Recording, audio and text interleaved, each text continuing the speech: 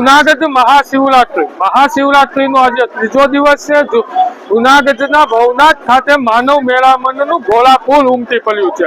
આજે જુનાગઢના ભવનાથ ખાતે અંદાજિત 5 લાખ લોકો આવી પહોંચ્યા છે। સાથે સાથે સાધુ સંતો પણ ધૂના લગાવીને બેસી ગયા છે અને હર હર મહાદેવના નારા સાથે ભક્તિ કરી રહ્યા છે। આપ દ્રશ્યમાં જોઈ શકો છો કે જુનાગઢના ભવનાથ ખાતે માનવ મેળામણ ઉમટી પડ્યું છે। આવતીકાલે માનવ મેળામણ વધે તો નવાય નહીં। આપણી સાથે ભાઈ જોડાઈ ગયા છે, તેમની સાથે આપણે પૂછવાના પ્રયત્ન કરશું। જી ભાઈ, આપ ક્યાંથી આવો છો?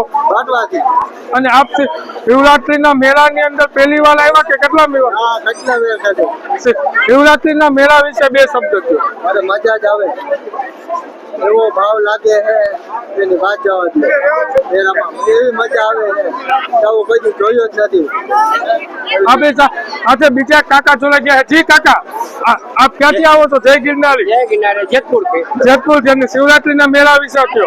શિવરાત્રી મેં અહીંયા આવો એટલે ભજન, ભોજન અને ભક્તિ। અહીંયા આવો એટલે દુનિયાનું બધું જ ભૂલી જાઓ, ઘર બહાર બધું, ઘર કામ દુઃખ બધું અહીંયા બસ એક ઘોડીઓ નાથે માં અંબે છે, કોઈ ન દેખાય।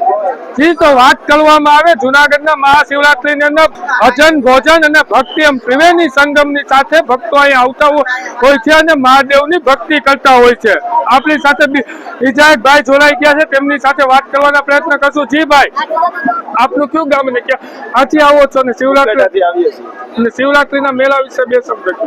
મેળામાં અમે આજે 15-20 વર્ષથી આવીએ છીએ અને મેળામાં આવવાથી અમને ખૂબ આનંદ આવે અને આપણા હિન્દુનો સાંસ્કૃતિક મેળો એટલે આવવું જોઈએ।